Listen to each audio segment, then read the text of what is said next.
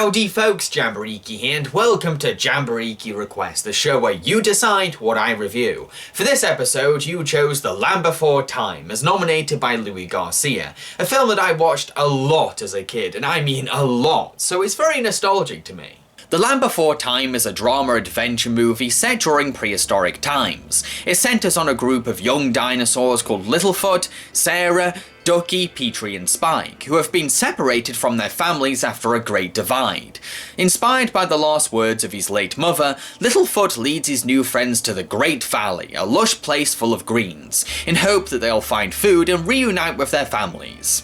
In an age where children's films tend to sugarcoat things and stick to a safe, comedic, friendly tone, the early work of Don Bluth bared all and showed the harshness of life without any hesitation. The Land Before Time is no exception. It's an open and honest tale of survival that doesn't hold back. While many may argue that such a film isn't right for children, I think it all depends on the child's age and how their parents feel. If ready for it, this can be a very enriching experience for young viewers, as it gives them a realistic world full of relatable problems to resonate with. Escapist fantasy is great for kids because it fuels their imagination, but I also see no harm in giving kids something darker, to give them a sense of caution about the real world around them. The Land Before Time's gritty tone also benefits the story.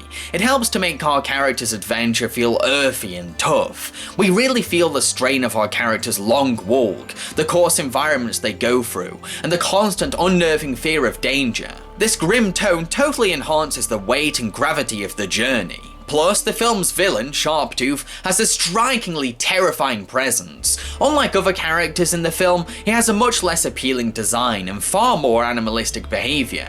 He's like a machine bent on consuming our protagonists. I remember Sharptooth being really scary to me as a child, which is what made the film so memorable and exciting. As our characters go on their adventure, we get to see them interact in a very natural way. Director Don Bluth does a fantastic job capturing the quirks, language and thinking of children through these little dinosaurs. Children's indecisive nature, desire to play and longing for affectionate company really shines through the film's direction, especially in the character animation. I believe it's the characters' notably different personalities that make these interactions feel real and interesting. Watching them both clash and bond is very fascinating. These are well-defined characters full of innocent naivety and distinct backgrounds, not to mention they're separated from their parents, so placing them next to each other is a recipe for visceral emotions to explode. This gives a powerful sincerity to the movie's drama.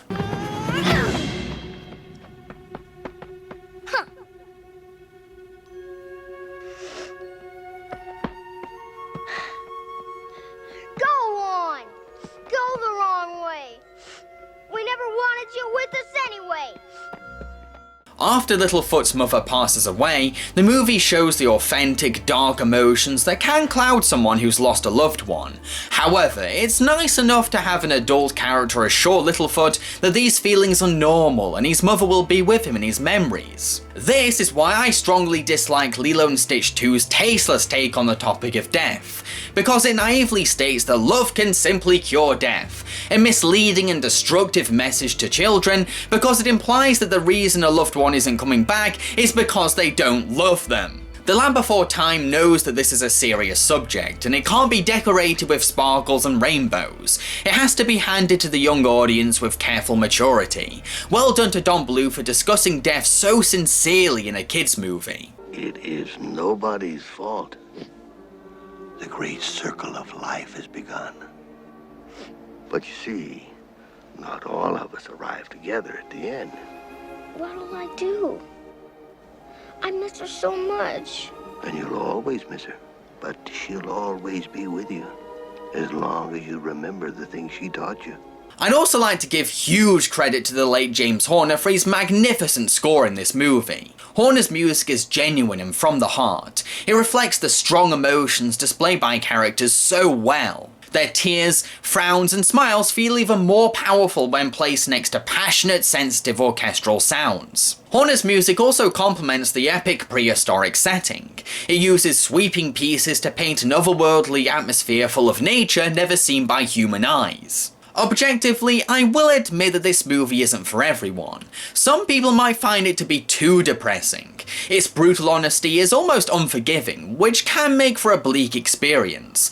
I mean, I'm not in a very good state of mind lately because things aren't going well in my personal life. My mind is all over the place and I have so much to worry about. So watching a gloomy movie about cute, vulnerable dinosaurs facing grief, fallouts and being alone wasn't the best activity for me. I think you have to be in a good state of mind to get through it and not take the dark elements to heart. Also, some people might find the movie to be too annoying. I can imagine some folks getting fed up with these dinosaurs arguing with each other, messing around and losing focus. But these are kids. Children can be infantile, hyperactive and melodramatic. So I don't find this aspect to be a problem because it adds realism.